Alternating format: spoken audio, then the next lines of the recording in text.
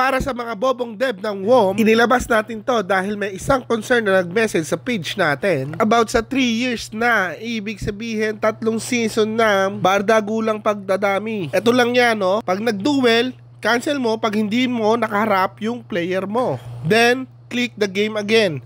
2 cellphone dapat ang gamit mo. Pag nakaharap mo na ang player mo, syempre kakalabanin mo siya.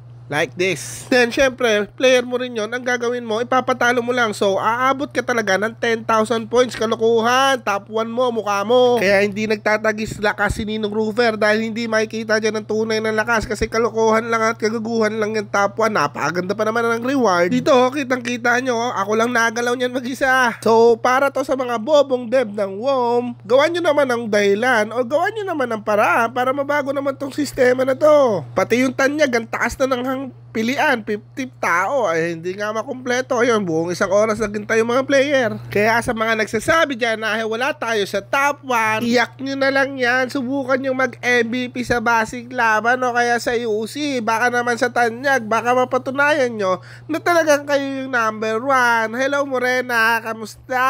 Buti pa yan, may bilang kaysa doon sa kamukha ni Darla saka doon sa jowa niyang Nognog.